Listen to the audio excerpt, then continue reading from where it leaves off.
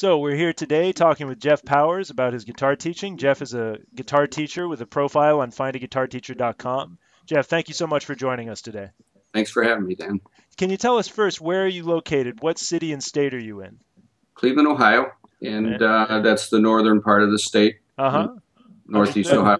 And do you travel to your students' homes, or do they also travel to you? How do you set that up? I travel to the homes mostly, but I do have students come here. But I kind of like going out, just rather not sit in the same place.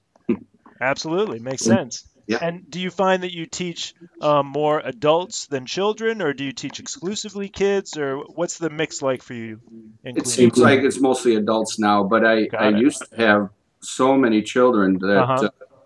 What's the youngest age that you teach? 11 right now, and that's the only.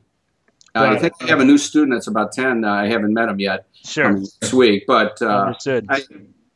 I'm good with children, but I rather teach adults today. You know, that's pretty much what I'm leaning on. Understood. And stylistically, what kind of styles do you offer? And as a follow-up question, what do you find are the most popular styles that your students want to learn? I think most of my students want to learn songs that they like. Yes. You know? So, and I'm pretty good at learning stuff off of records. Okay. So that's what I offer them. But I was a classical guitarist. I studied that. I have a degree in that from the Cleveland Institute of Music. Yes. But, you know, I've gotten into blues now and, well, quite a while ago, a singer-songwriter. And that's what I do mostly myself. Yes. You know, I wouldn't call myself a classical guitarist anymore, even though I can teach it. Yeah. I don't have time to perform that. Got it. You know, it's a non-ending practice, as people know. Yeah. Yes. Yeah, that's a very specific regimen of playing guitar. Yeah. I could still play it, but it's not something I would do recitals with. Understood. Blues guitarist, rock, folk. Sure. Cool. And can you tell us a little bit about how you set your lessons up, you know, in terms of your fees and how often do you work with your students and that kind of thing? Well, I like weekly lessons, 1 hour. I rarely do a half hour. I don't have any half hours now, maybe a 45-minute when they're young. Yes. But I pretty much go with the student, what they want to learn, because I had a bad experience when I was really young. Oh, really? Just didn't get stuff that I like to play, and I was very bored. So I ask the students always, what do you want to do? And it's usually songs that they love, you know, and at least that gets them started quickly. I like to teach by ear at first. Unless a student really is ambitious and says, I want to learn how to read music right away. I see. And we'll get into theory later. I think it's much easier once you get a little comfortable with the guitar to start studying the other things. Got it. But so you do offer learning to read music and music theory as well, if people are interested in that. Yes, definitely. I like teaching it. It's just that I don't want to bore anybody. Sure. If they just want to play songs or write songs, really, I like that. And it's a different type of theory, a different approach to songwriters, I think. Yeah, makes classical sense. harmony or something. Sure. Can you tell us a little bit about your background? How did you learn to play guitar and that kind of thing? Well, really young, my father got me a guitar and signed me up for lessons. Yeah. I thank him a lot, but it was a little boring at first for a few years. And then I heard guitarists as I got older that I said, oh, that's what I'm going to do for the rest of my life. Okay. And then I was writing songs, having trouble playing the guitar well enough to play my own songs. So I signed up for some classical lessons, and I ended up following that for about 12 years, got a degree. I actually worked on my master's. I'm 1 credit shy of that, but I moved to Mexico before I finished it. Really? Wow. I got an interesting teaching job there. And then there is where I learned blues, you know. Just by chance, someone called me, asked if I played blues. Yes. And I exaggerated, and I said yes. And I learned on the job. That was years ago. So, I've stayed with popular styles since then. Got it.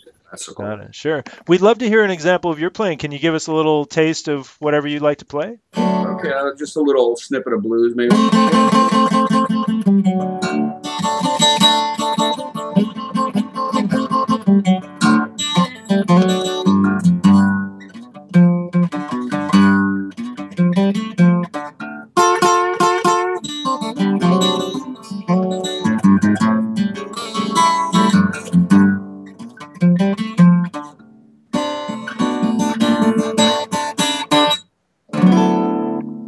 Nice. That's like cool. that.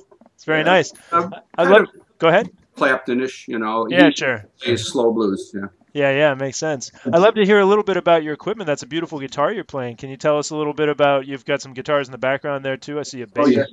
Yeah, I have a lot of odd guitars too, but this is a Taylor. It's cedar top. I forgot the number. I like it's a warmer sound, Yeah. not as loud as the spruce top. Mm-hmm. Six string, and then I play a Stratocaster a lot for when I play out blues, electric band, Uh-huh.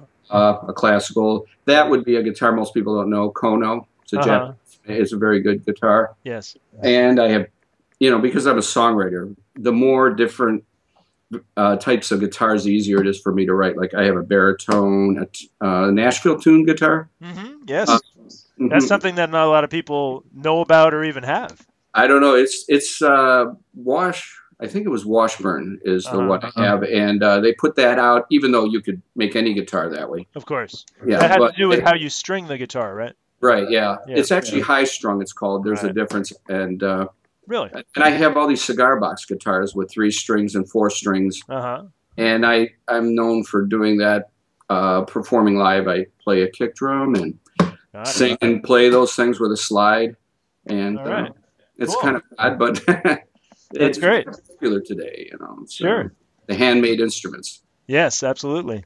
Well, listen, it's been great to hear about your teaching. And obviously, anybody who has you for a guitar teacher has a tremendous resource for all these different instruments. And by the way, I wanted to just ask you one last question. Do you offer your students guidance about purchasing their own equipment and their own guitars? Yes, I don't pick a certain guitar necessarily. I'll go with them to the store. Got it. Cleveland's easy to get around. Uh-huh. So I'll go out with them, Yes. and but I won't sell them one. But I Hmm. definitely like to help them purchase one. That's really important. Of The course. way it feels in their hand. Everybody's a different size. Yes. And, a dreadnought on a small person is pretty tough. Yeah, sure. Yeah, Sure. It makes sense. yeah. And I like to help them with the price, so they're Hmm. getting a good bang for their buck. Yeah. Of course. Makes Yeah. sense. You want to get the most value, especially if you're purchasing your first guitar. Oh yeah, yeah. They don't.